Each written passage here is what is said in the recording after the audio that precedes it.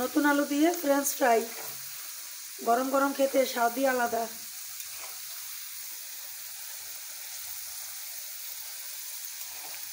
চলে আসুন, সবাই খেয়ে যান। আসসালামু আলাইকুম, সবাই কেমন আছেন? এই তো আজকেও রান্নাবান্নার একটা ভিডিও নিয়ে আসলাম আপনাদের সামনে। এই তো আমার চুলাতে ডাল হচ্ছে। প্রথম থেকে ভিডিওটি করিনি, কারণ 3 মিনিটের ভিডিও এত বড় বানানো যায় না। আর এই চুলাতে ভাত হচ্ছে। সকাল সকালই ভাত রান্না করতে হয়, আর পরে গিয়ে রুটি বানাইছি, সেটার ভিডিও করিনি কারণ গ্যাসের খুব সংকট। এই তো গ্যাস চলে গেছে, রান্না করতে খুবই ঝামেলা। আর এদিক দিয়ে আমি টমেটো আলু ছুলে রাখছি, এগুলো দিয়ে কই মাছ রান্না করব আজকে। আর এখান দিয়ে আমি ডালটা বাগার দিয়ে দিলাম, ডালটা হয়ে গেছে। আর এই যে এখন হলুদ মরিচ মেখে কই মাছগুলো ভেজে নেব। এতদিন তো শীত ছিল, আজকে আবার দেখলাম খুব সুন্দর রৌদ্র উঠেছে, খুব ভালো লাগলো। মেয়েকে স্কুলে দিয়ে আসলাম, এখন দিয়ে এসেই আমি ভিডিওটা এডিটিং করলাম।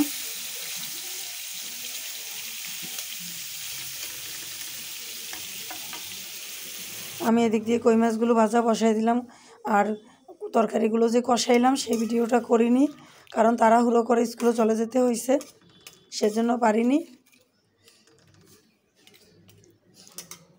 আমার মাছগুলো কষানো হলে এখন আমি এখানে আলু ভেজে রাখছিলাম, সেই আলুগুলো উপরে দিয়ে দিব।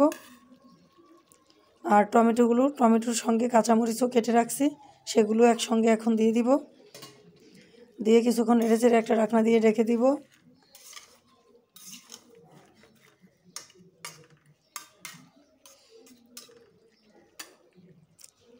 এতো এখন একটা ঢাকনা দিয়ে কিছুক্ষণের জন্য রেখে দিব।